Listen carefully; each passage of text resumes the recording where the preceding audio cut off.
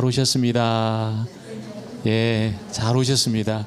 우리 모두가 또 하나님을 찬양하고 또 이 시간에 마음의 문을 활짝 열어서 주의 음성이 오늘 저와 여러분에 들려지는 그런 시간 되길 소원합니다. 사람의 외모는 그 사람에 대해서 굉장히 많은 정보를 제공합니다. 그래서 우리가 외모를 보고 우리 잘 알지 못해도 외모를 보면 저분이 참 따뜻하신 분 같다. 저분이 좀 날카로운 분 같다. 까다로운 분 같다. 이걸 이제 외모로 우리가 어느 정도 짐작을 할 수 있습니다. 근데 그렇지 않을 때가 또 있어요. 전혀 다른 그런 분으로 드러날 때가 있다는 겁니다. 한 20년 됐을까요? 우리 예진교 여기서 그 한국의 그 백동조 목사님이라고 목포 사랑의 교회 목사님을 모시고 집회를 한 적이 있었습니다. 그래서 제가 공항에 마중을 나갔었어요. 마중을 나가서 목사님하고 사모님 이렇게 모시려고 갔는데 제가 충격을 받았습니다. 목사님이 걸어 나오시는데 쩔뚝거리면서 오는 겁니다. 쩔뚝거리면서 오면서 말도 이렇게 분명하지 않고 말도 이렇게 막 이렇게 단어가 막 흘러지는 것 같고 힘이 하나도 없는 모습으로 이렇게 나오셨어요.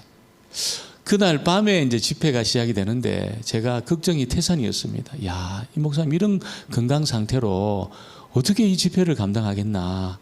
그래서 그날 하도 우리 성도들이 지금 우리가 의자가 많이 없는데 그때 100개 이상 의자에 꽉 찼습니다. 꽉 차고 보조의자 다 해가지고 이렇게 섰는데 걱정이 태산이었습니다. 목사님 어떻게 이거 감당하겠나. 네, 여러분, 목사님 강당에 다 서셨는데 그 비실거리는 모습은 온데간데 없고 거의 사자의 그 포효를 하는 것처럼 말씀을 선포하셨어요. 그리고 우리 많이 울었습니다. 성도들이 많이 울고 또 많이 웃었습니다. 웃고 우리의 심령을 그 집회를 통해서 회복하는 그런 시간을 좀 가졌던 생각이 났습니다. 전혀 외모와 전혀 다르게 그런 집회를 하시는 것을 보고 야, 이게 그냥 그대로 판단하면 안 되겠구나, 그런 생각을 한 적이 있었습니다.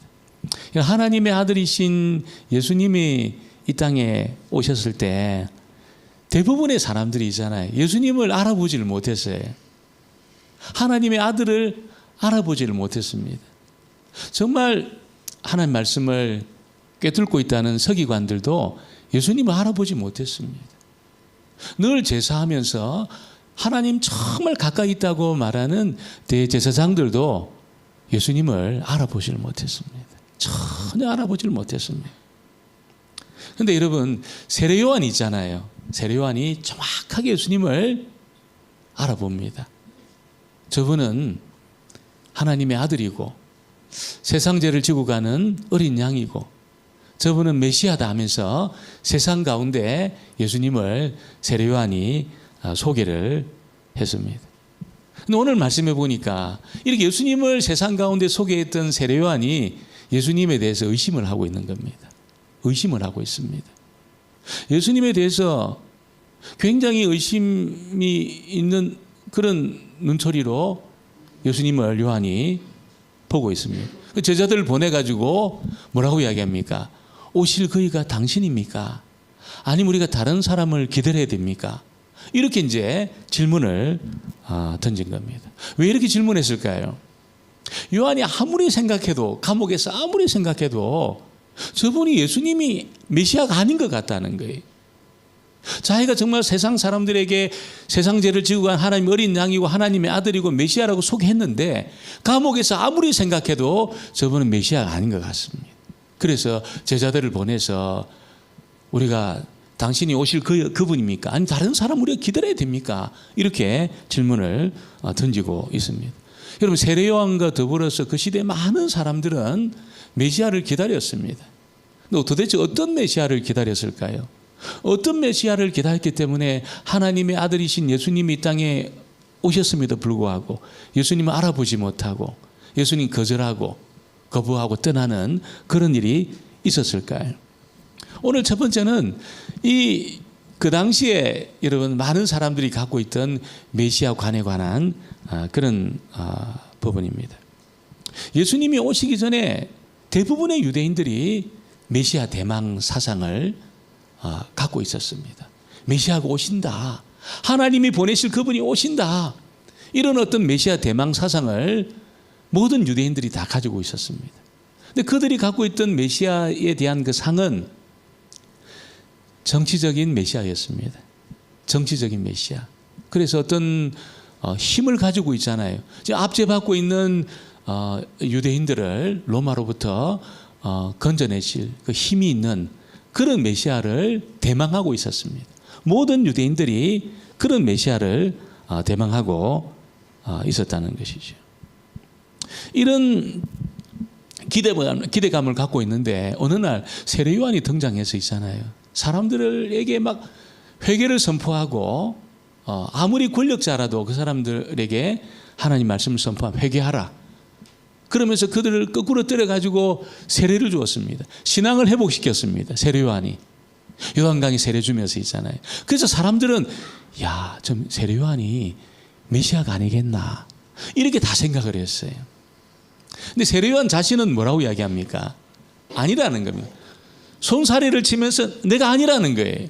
나는 그분에 비하면 신들매 풀기도 신발끈 풀기도 감당치 못할 사람이다.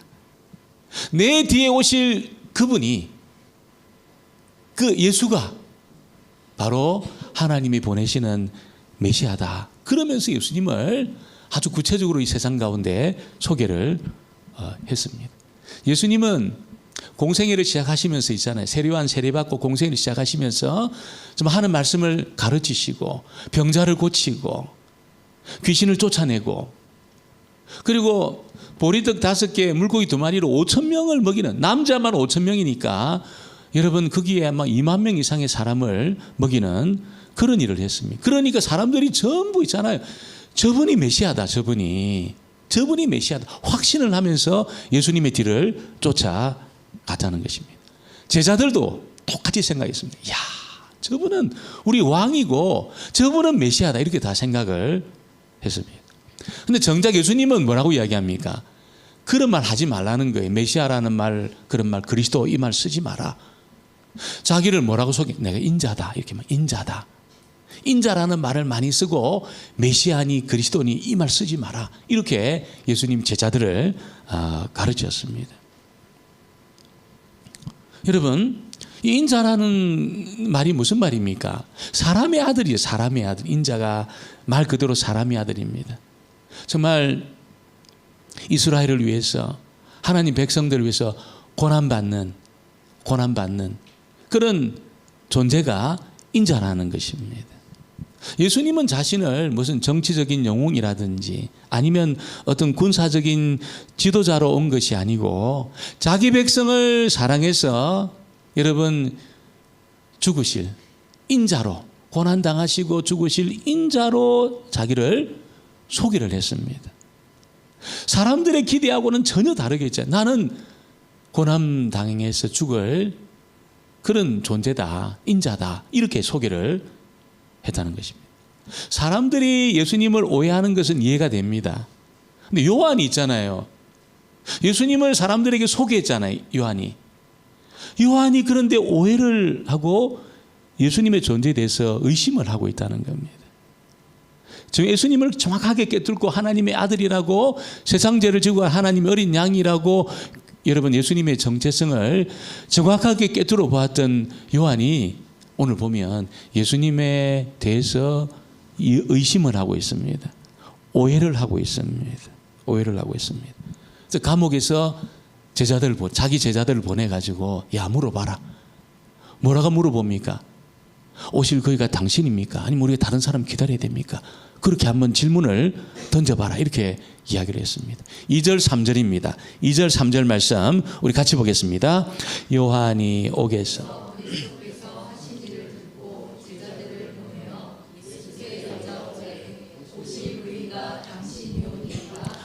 우리가 다른 일을 기다리우리까. 요한은 왜 제자들을 보내서 과연 당신이 메시아입니까? 아니면 우리가 다른 사람을 기다려야 됩니까? 이렇게 질문을 던졌을까요? 그것은 다른 것이 아니고 예수님이 하시는 일이 있잖아요.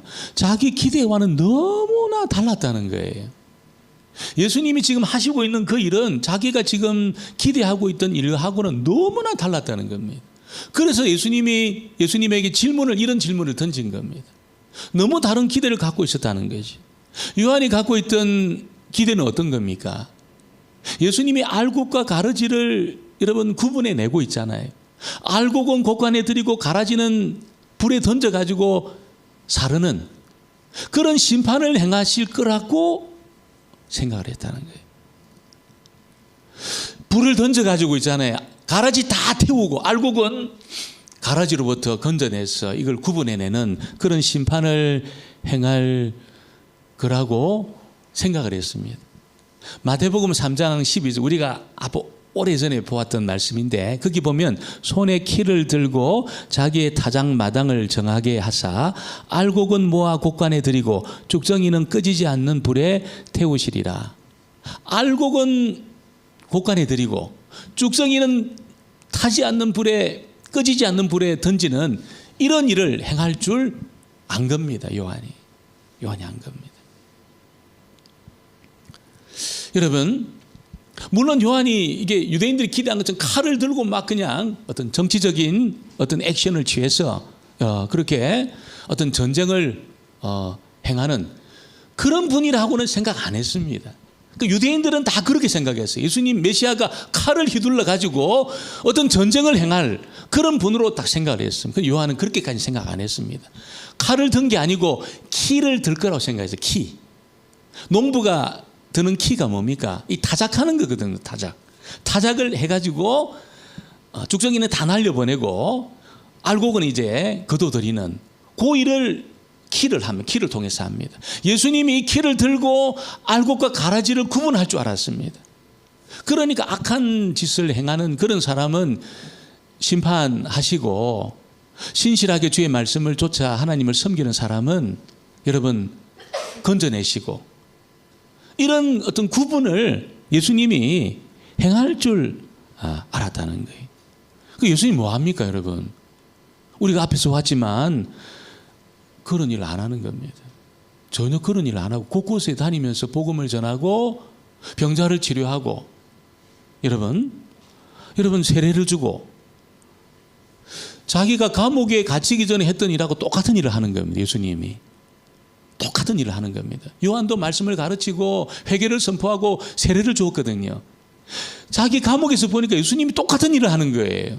아니 키를 들고 지금 이 알곡과 가라지를 구분해내는 이 일을 하셔야 되는데 그런 일은 안 하고 계속 말씀을 전하고 있잖아요. 병자를 고치고 이렇게 치료하고 복음을 전하 이 일을 하는 겁니다. 이 일을. 그 일이 아니고 지금 자기는 키를 들고 지금 알곡과 가라지를 구분해내는 이 심판의 일을 행해야 되는데 그런 일은 안 하고 막 곳곳에 다니면서 말씀을 전한다는 그런 소식만 계속 요한에게 들렸다는 것이죠. 그래서 요한이 나와 똑같은 일을 한다면 저분이 메시아일 수 있겠나? 아니 예수님 아니고 다른 사람도 할 수 있는 일입니다. 내가 했던 그 똑같은 일을 예수님이 계속 하고 있다면 저분이 메시아일 수 있겠나? 이런 어떤 의심이 요한에게 든 겁니다. 그래서 묻는 거예요. 우리 다른 사람 기다려야 됩니까, 예수님? 이렇게 물어본 겁니다. 요한이 예수님을 오해한 이유가 뭘까요, 여러분? 그건 여러분 다른 게 아니고 요한이 구약의 시각을 가지고 예수님 본 겁니다. 구약의 시각을 가지고 예수님을 본 겁니다. 그 요한은 위대한 선지자고 여자가 낳은 자 중에 최고의 선지자지만 그는 여전히 구약의 세계 속에 구약의 시각을 가지고 예수님을 보고 있던 그런 사람이었다는 것이죠. 구약의 시각이라는 게 뭡니까, 여러분? 구약의 시각이라는 게. 구약의 시각이라는 것은 다른 게 아닙니다. 이게 구원과 심판을 동시에 보는 겁니다. 동시에. 구원과 심판을 동시에 보는 것이 구약의 시각입니다. 우리가 우리 여행도 다니고 등산하는 분이 많이 계시잖아요. 그래서 우리가 멀리서 보면 이 산이 있잖아요. 산이 앞산과 뒷산이 겹쳐 보입니다. 겹쳐 보여요. 앞산과 뒷산이 겹쳐 보입니다. 근데 가까이 가보면 어떻습니까? 앞산과 뒷산은 상당한 거리가 있습니다. 상당한 거리가 있습니다. 구약의 시각으로 메시아를 보니까 이게 심판과 구원을 동시에 행하는 그런 분으로 본 겁니다. 그런 분으로 이해가 되는 거죠. 구약의 시각은. 메시아가 오면은 심판의 불을 던지고 알곡과 가라지를 구분해내는, 물론 구원의 일도 행하지만 그 일을 행하는 분으로 볼 수밖에 없다는 거예요. 구약의 시각으로 이렇게 보면 이게 겹쳐 보이는 겁니다. 겹쳐 보이는 거죠. 간격이 있다는 거예요. 간격이 있다는 겁니다. 여러분, 예수님이 오셔가지고 구원의 일을 행하는 것하고 재림 때 심판을 행하는 것 사이에는 간격이 있습니다. 간격이. 상당한 간격이 사실은 있습니다. 구원과 심판의 간격 사이에 하나님이 어떤 일을 하십니까? 교회를 통해서 여러분, 하나님의 사람들, 죄인들을 초청하는 그런 일을 한다는 겁니다. 구원과 심판 사이의 이 간격, 여기에 사실 우리 애진교회가 지금 부름받고 있는 겁니다. 부름받고 있는 겁니다. 죄인들을 초청해서 구원의 일을 행하는 그 일을 여러분, 교회가 하도록 구원과 심판 사이의 이 거리, 이 상당한 기간 동안에 하나님 교회를 세우셔서 바로 그 일을 하고 있다는 겁니다. 그 일에 애진교회가 지금 부름을 받고 있는 거죠. 우리가 지금 막 전쟁이 터지잖아요. 전쟁이 터지고 막 폭격으로 건물도 막 무너지고 그렇습니다. 어떤 지역에 지진이 나가지고 상당히 큰 건물이 무너졌어요. 그래서 막 안에 몇 사람이 있는지도 모르고 다 무너진 겁니다. 그래서 경찰이 추산을 하는 거예요. 저기에 이 시간대면 적어도 한 500명 정도가 있는데 지금 이렇게 차로 나온 걸 보니까 200명밖에 지금 사람이 못 나와서 한 300명이 죽은 것 같다. 그리고 이 건물은 지금 어떤 자재, 어떤 거로 이렇게 지어져 가지고 상당한 이 어떤 가치가 있었는데 이 엄청난 재산 피해가 났다. 이렇게 이제 뉴스에 보면 보고들이 나옵니다. 이 폭격으로 몇 사람이 죽고 인명 피해가 얼마 나고 얼마의 어떤 재산 피해가 나, 이게 보고를 해요. 근데 여러분, 또 어떤 데는 어떻습니까? 정말 몇백 명이 죽은 그 어떤 비참한 그런 어떤 사고 현장에 있잖아요. 애가 48시간 만에 애를 건졌다. 그래가지고 이걸 막 대서특필합니다. 이걸 막 뉴스에다가 내고 있잖아요. 박수를 치면서 있잖아요. 48시간 만에 건져낸 그 아이를 안고 있잖아요. 사진을 찍고 그렇게 보고를 해요. 몇 사람이 죽고 이거는 전혀 신경을 안 씁니다. 지금 살려낸 그 사람 있잖아요. 그 아이. 그래서 막 이걸 막 보고하면서 뉴스를 전하는 그런 어떤 장면들을 볼 때가 있는 겁니다. 관점이 다른 거죠. 관점이 달라요. 관점이 달라요. 세례요한의 관점 뭡니까? 당신이 진짜 메시아라면 심판해야 된다는 거예요. 심판. 불을 던지고 키를 들고 지금 알곡과 가라지를 구분해내야 된다. 이거 당신 메시아라면. 지금 감옥에서 지금 이게 막 갈등이 생긴 거예요. 왜 안 하냐는 거예요. 예수님이. 내가 메시아로 소개한 그 예수님이 왜 그 일을 안 하냐는 거예요. 그래서 그는 의심하기 시작한 겁니다. 고민하기 시작한 겁니다. 왜 심판을 안 하시냐는 거예요. 예수님은 달랐습니다. 심판은 언제든지 할 수 있다는 겁니다. 언제든지 심판할 수 있다는 거예요. 사실 예수 믿지 않는 것 자체가 이미 심판이 임한 겁니다. 예수님을 안 믿는 것 자체가 이미 심판을 받은 겁니다. 구원받을 방법이 없다는 겁니다. 이미 그 생애 가운데 하나님의 심판이 임한 겁니다. 예수를 안 믿는 것 자체는. 그래서 예수를 안 믿는데 여러분 살아날 방법이 없습니다. 0.01%도 없습니다. 이미 하나님의 심판이 임한 겁니다. 이미 하나님의 심판이 임한 겁니다. 그래서 중요한 것은 뭡니까, 여러분? 중요한 것은 완전한 심판이 임하기 전까지 여러분 정말 하나라도 알곡을 건져내는 그 일이 중요하다고 예수님이 판단하시고 있는 겁니다. 그 일이 중요하다는 거지.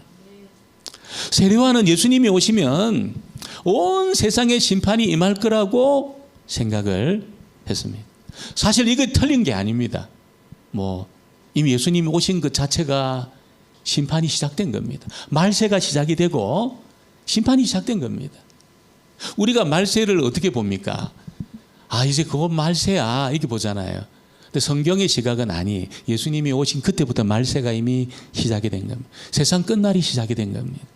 이미 하나님의 심판이 시작이 된 겁니다. 예수님에 대해서 어떤 태도를 취하느냐에 따라서 이미 심판이 시작이 되고 있다는 것이에요. 여러분, 그러니까 쉽게 말하면 하나님의 심판이라는 그 폭탄이 있는데 심지에 불이 붙은 겁니다. 언제? 예수님이 오시면서부터 심지에 불이 탁 붙은 겁니다. 심판은 이게 반드시 이루어지게 돼요. 이 하나님의 심판이라는 폭탄은 반드시 터집니다. 왜? 심지에 불이 붙었기 때문에 반드시 터집니다. 반드시 터져요. 그런데 예수님은 이 심판의 폭탄이 터지기 전에 한 사람이라도 건져내기 위해서 애를 쓰신 거예요. 애를 쓰신 거예요. 하나님의 심판은 당연한 것이기 때문에 한 명이라도 건져내는 것이 중요하다. 이게 예수님의 판단입니다. 예수님의 판단입니다. 많은 사람들은 예수님이 오신 후에 왜 이렇게 심판이 지연되나? 왜 이렇게 하나님의 심판이 지연되나? 이거 심판이 없는 거 아니야? 재림이 없는 거 아니야? 이렇게 생각을 합니다. 그래서 어떻게 합니까? 내가 사는 동안 이 땅에서 여러분 이 천국을 누리려고 몸부림을 칩니다. 몸부림을 칩니다.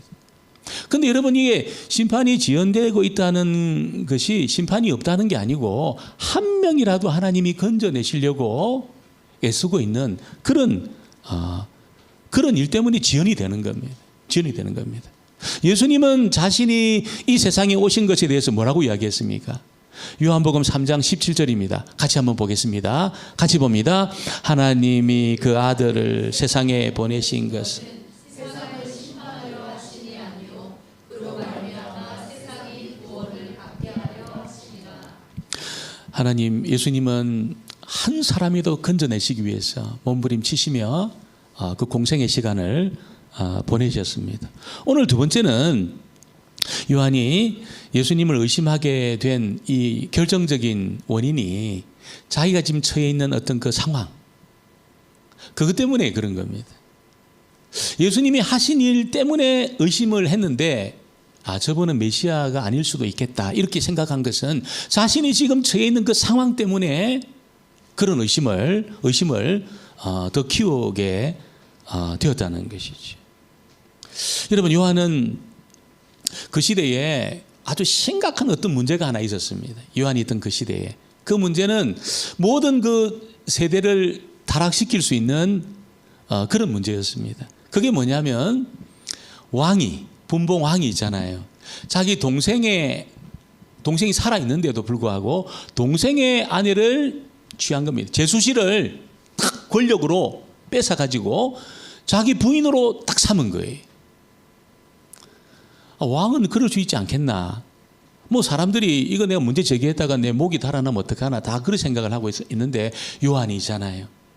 너무나 담대하게 나선 겁니다. 이 불의를 보고 어떻게 왕이 이럴 수 있느냐? 이거는 율법적으로인 죄다 이거. 당신 율법적으로 죄 지은 겁니다. 이렇게 외친 겁니다. 왕에게 가가지고 있잖아요. 세례요한이. 얼마나 담대한 사람입니까? 진짜 선지자 중에 선지자지요. 그 분봉왕 헤롯 앞에 나가지고 당신 말이야 이게 하나님 앞에 죄 짓는 거고 이 죄는 우리 백성 전체를 타락시킬 수 있는 그런 일이니까 회개하라고 딱 그렇게 이야기했어요.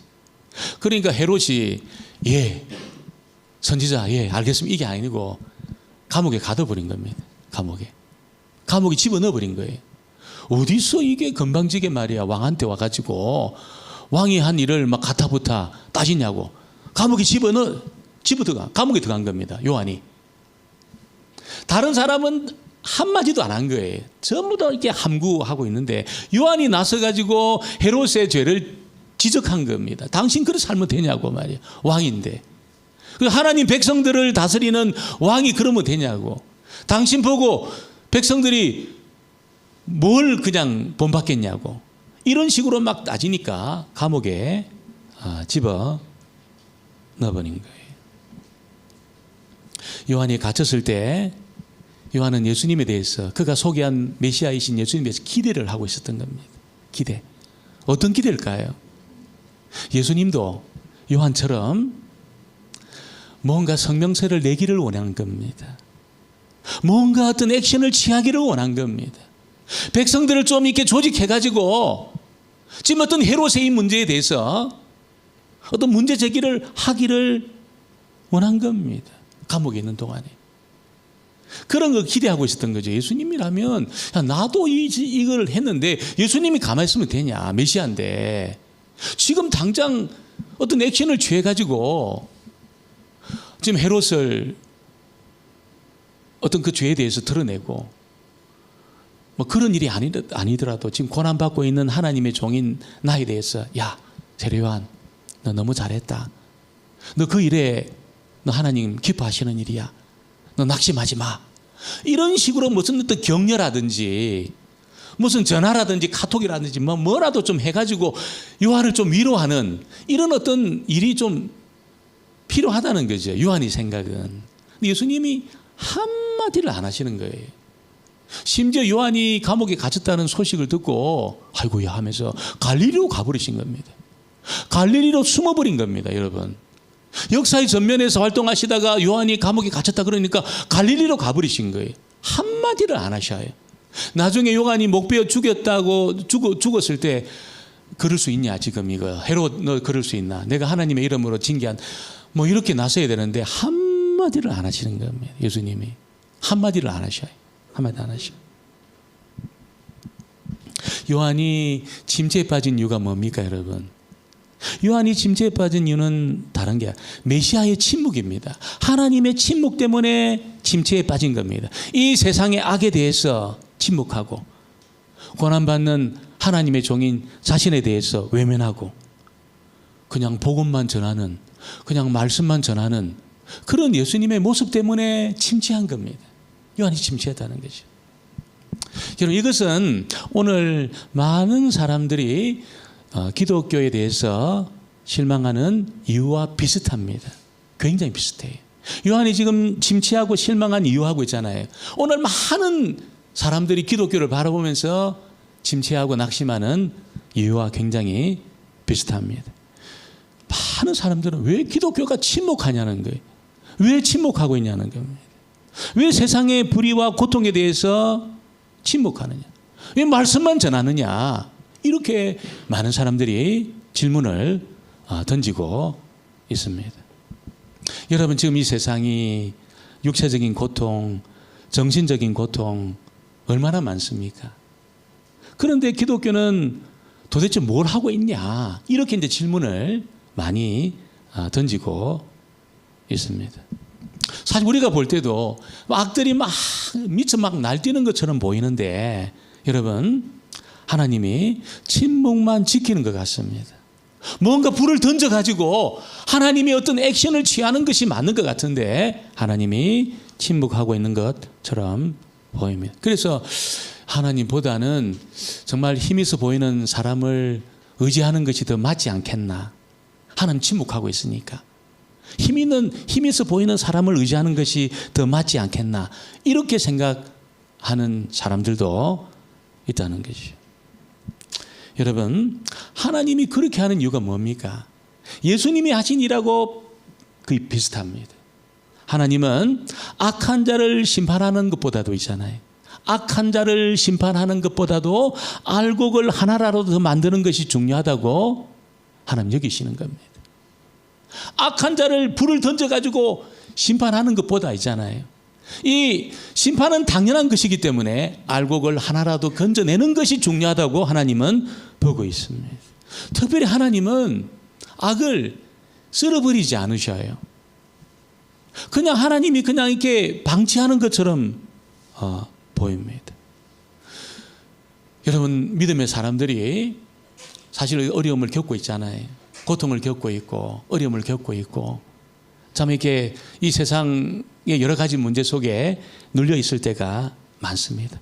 여러 가지 어려움 속에 믿음의 사람들을 건져내지 않는 이유가 뭡니까, 여러분? 왜 하나님 빨리 액션을 취하지 않습니까? 왜 많은 어려움 속에 있는 그 성도들을 빨리 건져내지 않습니까? 여러분, 하나님의 뜻이 있습니다. 뜻이 있습니다. 빨리 건져내지 않는 이유가 있습니다. 왜? 우리를 알곡으로 빚어가기 위해서. 그냥 하나님이 방치하는 것처럼 내버려 두시는 겁니다. 여러분, 하나님 백성들을 훈련시키기 위해서 이 세상의 부조리하고 악한 세력이 반드시 필요하다는 겁니다. 반드시 필요합니다. 하나님 백성들을 빚어가기 위해서 고난이 반드시 필요합니다. 여러분, 고난이 아니면은 절대로 하나님의 사람들도 이게 빚어지지 않아요. 절대로 빚어지지 않습니다. 절대로 다뤄지지 않습니다. 절대로 그 교만이 빠지지 않습니다. 이 문제 가운데 있지 않으면 있잖아요. 하나님 앞에 거꾸러지지 않습니다. 거꾸러지지 않습니다. 만일 이 세상에 그냥 어떤 문제도 없다. 어떤 내가 이 악한 세력의 눌림도 없다. 그러면 여러분, 아무리 믿음이 있는 사람도 여러분 자기 최고라 생각합니다.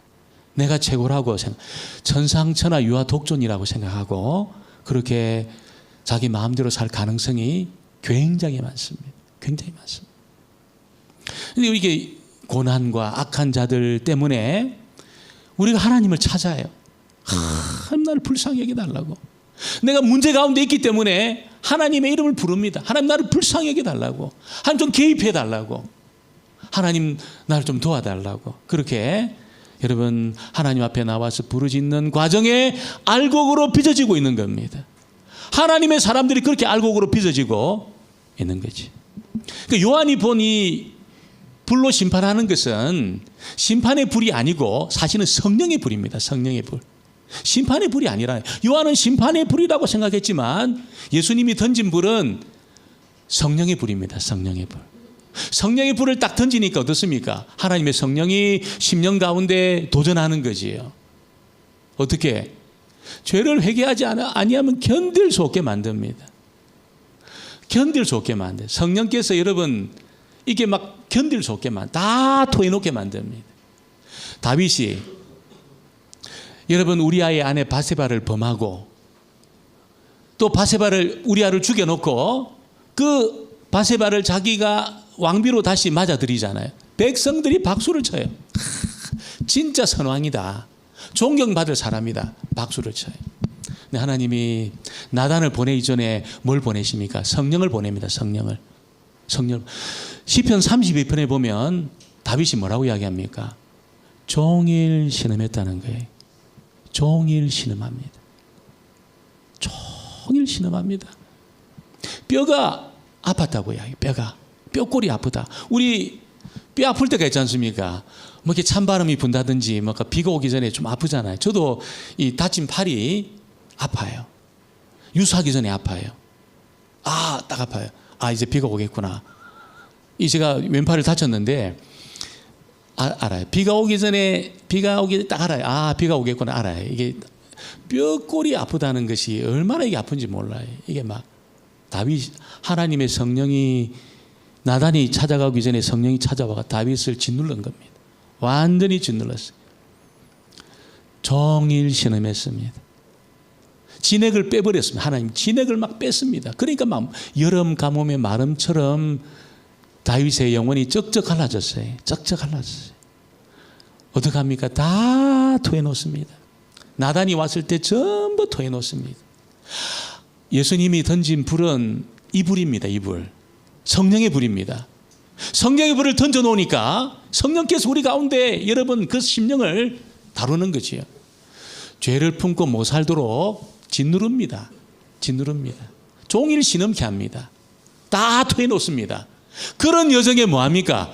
알곡으로 빚어가는 겁니다. 할렐루야. 알곡으로 그 심령을 하나님이 빚어 가시는 것이죠. 오늘 하나님의 연혜가 저와 여러분에 있게 되기를 주의 이름으로 축원합니다. 오늘 그 세 번째 예수님 답변하셔요. 예수님의 답변입니다. 4절 5절입니다. 같이 보겠습니다. 예수께서 대답하여 이르시되 너희가 가서 듣고 보는 것을 요한에게 알리되 맹인이 보며 못 걷는 사람이 걸으며 나병 환자 깨끗함을 받으며 못 듣는 자가 들으며 죽은 자가 살아나며 가난한 자에게 복음이 전파된다 하라. 예수님이 왜 이사야의 말씀을 가지고 요한에게 답변하셨을까요? 야, 내가 메시아다. 내 메시아 아니다. 이렇게 말하지 않고 가타부타를 말하지 않고 있잖아요. 이사야의 말씀으로 답변해 주신 겁니다. 무슨 이야기입니까? 요한, 너 생각과 너 추측이 전부라 생각하지 마. 너 생각과 너 추측으로 나를 생각하지 마. 성경이 말씀하신 그분을 찾아. 이렇게 말씀하고 있는 겁니다. 요한은 나름대로 생각이 있었다는 거지요. 구약의 시각을 가지고, 제한된 구약의 시각을 가지고 말씀을 보니까 예수님은 이런 일을 하셔야 돼. 예수님 이런 분이셔. 이렇게 자기 나름대로 생각 가지고 예수님 판단했지만 예수님은 너 그렇게 생각하지 마. 네 생각이 다르고 생각하지 마. 그렇게 말씀하시는 겁니다. 그리고 나를 알기 위해서는 반드시 성경이 말씀한 그분을 찾아야만 나 알 수 있어. 이렇게 말씀을 하고 있는 거지. 요한과 더불어서 많은 그 시대의 사람들은 전부 메시아를 찾는데 전부 정치적인 이유로 메시아를 찾았습니다. 메시아가 와 이 고통에 우리를 건져줘야 되고 건져주실 분으로 그렇게 생각을 했다는 겁니다. 근데 예수님은 성경이 말하고 있는 메시아를 찾지 않으면 절대로 예수님 만날 수 없다는 거예요. 메시아를 만날 수 없다는 겁니다. 여러분, 성경이 말씀하고 있는 메시아는 어떤 분일까요? 우리의 불편한 것을 잠시 해결해 주는 그런 분이 아니시지요. 그런 분이 아닙니다. 우리가 여러 가지 필요가 있습니다. 돈의 필요도 있고 건강의 필요도 있습니다. 직장의 필요도 있고 어떤 직업의 필요도 있습니다. 그런 일만 시켜주는 분이 아니라는 거지요. 예수님이 말씀하시는 메시아는 어떤 분입니까? 오늘 예수님 쭉 말씀하신 그 말씀을 잘 보면 전부 죄가 가져온 비참한 그 증상들, 이걸 치료하는 분이라는 겁니다. 우리 어떤 삶의 피로를 채워주는 그런 분이 아니고 전부 죄가 가져온 비참한 증상들을 치료하는 그런 분으로 예수님 자기를 소개를 하고 있는 겁니다. 맹인과 못 걷는 사람과 나병 환자, 죄가 없었다면 생기지 않을 그런 질병들이지요. 성경이 말하는 그 메시아는 단순히 이 세상에 있는 어떤 나의 그 불편한 문제만 해결해 주는 그런 분이 아니라는 거죠. 가장 중요한 죄 문제를 풀어내시고 죄가 가져온 그 비참한 현실을 치료해 주시는 그런 치료자가 메시아라는 것이요. 메시아. 할렐루야. 그런 치료자가 메시아입니다. 이사야가 메시아를 소개하면서 마음이 상한 자를 고치신다 예언을 했습니다. 오늘날 굉장히 많은 문제가 마음의 상함부터 이게 생겨요. 마음이 상한 것으로부터 생깁니다. 얼마 전에 우리 교회하고도 아주 오래전에 이렇게 나오신 이분이 암에 걸려가지고 전신에 암이 있으셔요. 그 이분이 이제 2006년도에 이 발병을 해가지고 지금까지 살아 계셔요.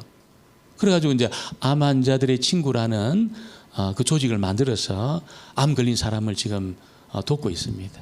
그 영상이 하나 떠가지고 제가 보니까 야, 참 이렇게 굉장히 깊어요. 내용이 굉장히 깊었습니다.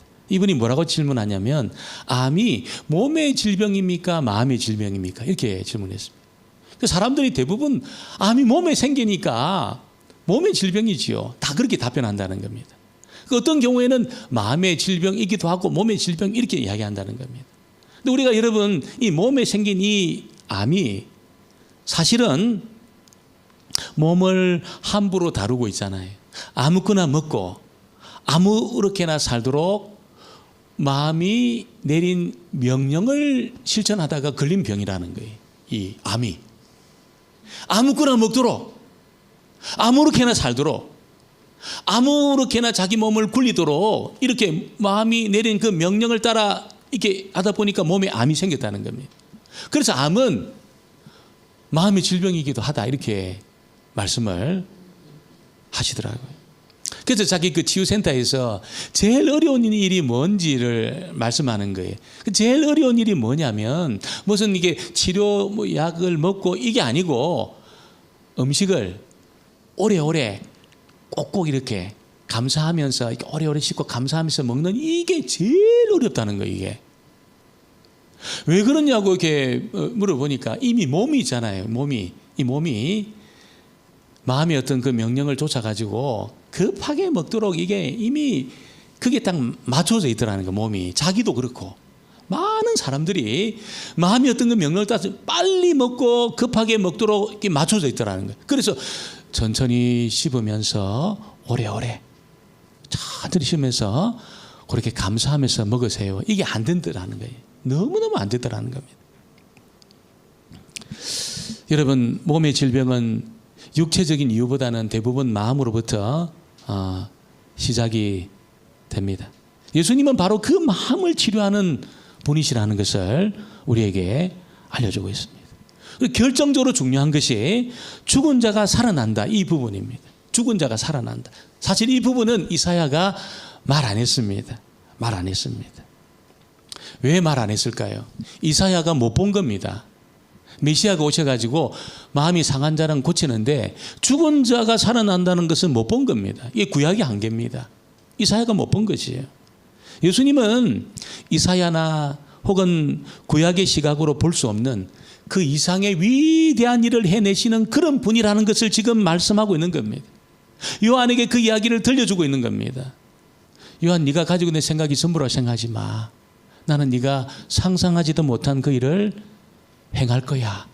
그게 뭡니까? 죽은 자를 살려내는 겁니다. 할렐루야.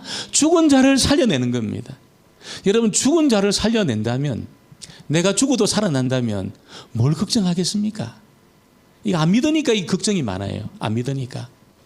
죽은 자를 진짜 살려낸다면, 나도 살아난다면 뭘 걱정하겠습니까, 여러분? 우리가 뭘 걱정합니까, 여러분? 이걸 진짜 안 믿으니까 걱정이. 모든 게 걱정이. 모든 게 걱정이. 요한은 상상도 못했어요. 죽은 자가 살아난다. 죽은 자를 살려낸다. 메시아가 상상을 못했어요. 예수님 말씀을 들려주면서 네가 생각하는 것이 전부라고 그렇게 믿지 마. 네가 상상하지 못한 그 일을 나는 행할 수 있는 그런 분이. 죽은 자를 살려내는, 죽음의 문제를 해결하는 그런 분이. 그래서 그 이야기를 듣고 너 실족하지 않는다면 복이 있다는 겁니다. 요한이 실족했을까요? 실족 안 했을까요? 저는 요한이 실족 안 했다고 생각합니다. 이 말씀 믿었다고 생각합니다. 여러분, 사람들은 기독교가 자기 생각대로 움직이지 않는다고 실망을 굉장히 많이 하고 있습니다. 어떤 경우에는 너무 한심하다 이렇게 생각하면서 실족합니다. 그러나 메시아로 오신 예수님은 영원한 심판을 행하시는 분이에요. 완전하게 행하실 겁니다. 조금의 여지도 없이 그 예수님은 완벽한 심판, 하나님 심판을 행하실 것입니다. 그분은 또한 우리 죄를 용서하시고 있잖아요. 우리의 상한 마음을 치료해 주실 겁니다. 무엇보다도 죽은 우리에게 하나님의 생명을 부어주셔서 영원히 살게 하시는 그런 일을 행하실 겁니다. 여러분, 이 일이 오늘 저와 여러분에게 그대로 적용되어지고 또 이루어지게 되기를 주의 이름으로 축원합니다. 저는 기도하겠습니다. 하나님